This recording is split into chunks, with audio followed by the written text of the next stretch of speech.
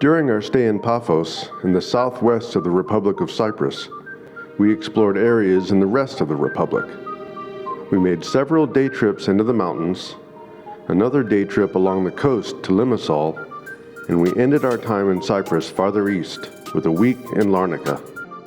In our first excursion into the Cypriot high country, we came upon a small winery perched on an overlook.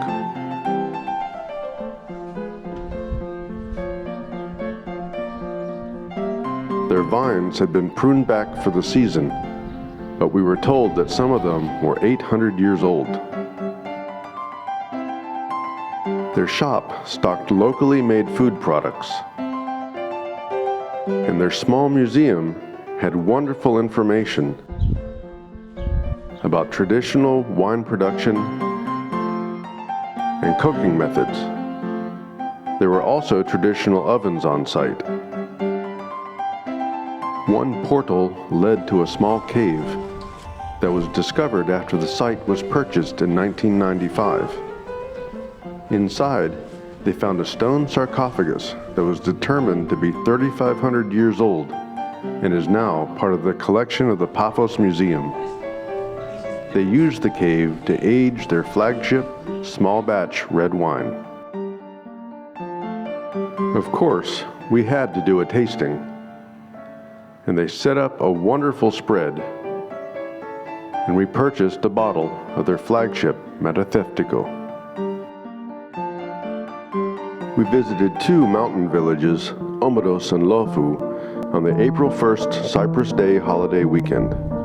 Lofou was the smaller of the two, and they smartly had a parking lot outside of the town to keep their very narrow streets mostly free of visiting cars.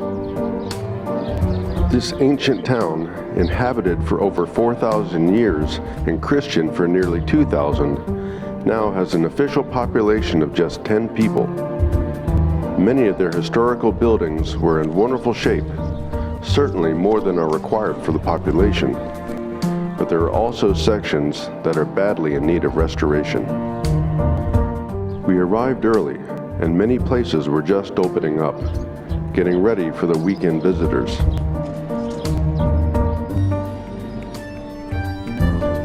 But after climbing several flights of stairs to the upper tier of the village, we found a wonderful, traditional taverna and sampled some of their wine. Omodous is also up in Cypriot wine country, and the town contains many wine cellars and tavernas. Larger than Lodou, with nearly 300 people, the town was packed by the time that we arrived, with a few thousand Cyprus Day visitors from the cities. Street vendors' stalls were up, and Omodous' many shops were open, including this glass workshop that stocked wonderful handicraft items, and a fantastic local winery that had delicious products and generous tasting pours. Omodous is also known for the monastery of the Holy Cross, that is said to have been founded in the 4th century by Saint Helena, Roman empress and mother of Constantine the Great. The monks of the order supported the Greeks in their 1821 uprising against the Ottomans, and the abbot was executed in retribution.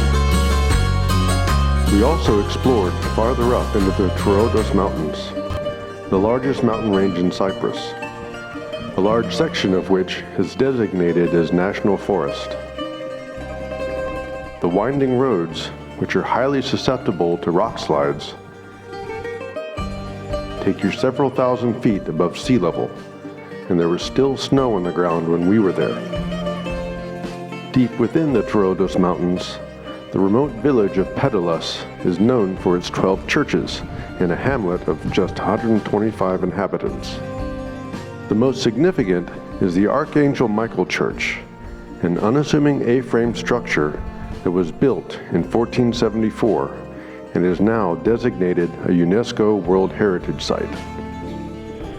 One of the 10 painted Byzantine churches of the Troödos region, the decorated walls are distinctly Byzantine Cypriot, the vibrant colors remarkably well preserved.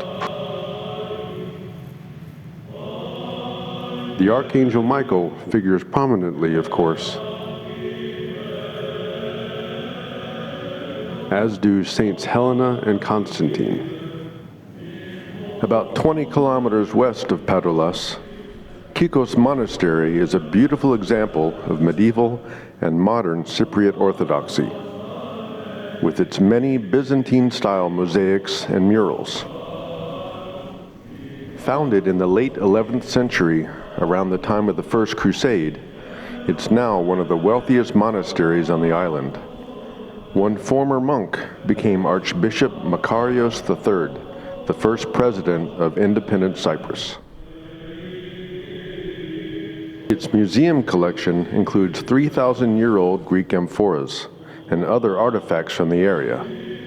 The ecclesiastical collections were equally impressive, but unfortunately off-limits to photography. Limassol, Limassos in Greek, about an hour's drive from Paphos, is the second largest city in Cyprus. Diverse urban sprawl, Limassol Port has a wonderful promenade with many shops, cafes, and restaurants. But of course, we were most interested in the Old Town and parked across from a Greek Orthodox church that was near to an operational mosque. Unlike Paphos, Limassol has at least a couple operating mosques. The heart of Old Town Limassol is the medieval castle, dating back to the Third Crusade in the late 12th century. In 1191, King Richard I of England was sailing towards Acre in the Holy Land, when a storm dispersed his fleet and blew his sister and fiancé to Cyprus. They anchored off Limassol and were taken prisoner by the Byzantine governor. Richard arrived in Limassol on May the 1st, demanding their release. When the governor refused, Richard invaded and conquered the entire island in a month.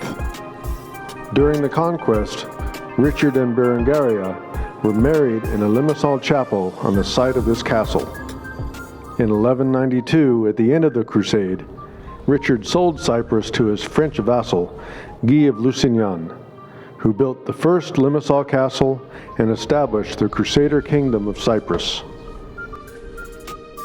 The castle museum collections include tons of artifacts and information on the military and cultural history of Limassol, and well worth taking some time to browse.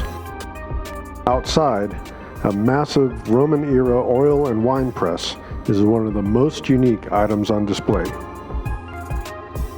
For our final week in Cyprus, we took a bus 2 hours east to Larnaca,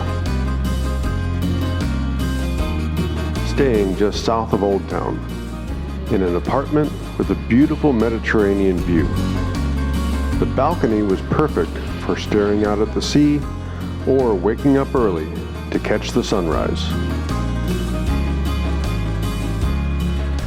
Seafood and other restaurants and a public beach were just a couple blocks away. The harbor had a daily fresh seafood market and a wide seaside promenade that led straight up to Larnaca Castle. Originally a 12th century Byzantine fort, the castle was expanded by the Crusaders and subsequently used by the Ottomans and Venetians.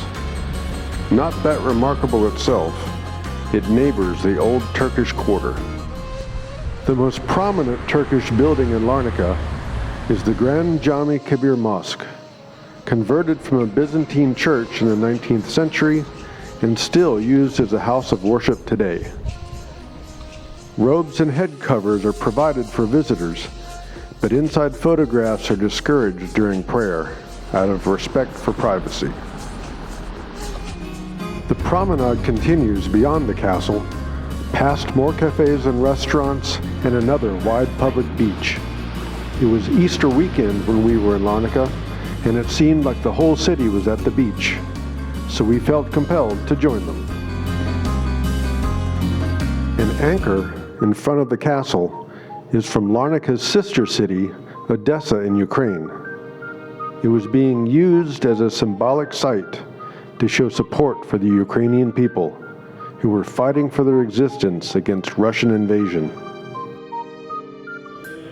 A couple blocks away, the Church of St. Lazarus is dedicated to the first Bishop of Larnaca and built above his second tomb. Believed to be raised from the dead by Jesus, the reliquary contains the skull and several bones of the twice-dead saint. Larnaca Salt Lake, to the southwest of town, is accessed via a large public park on its north shore. The park has several kilometers of trails and a few roads as well. The lake is popular with bird watchers, being home to dozens of species of water birds.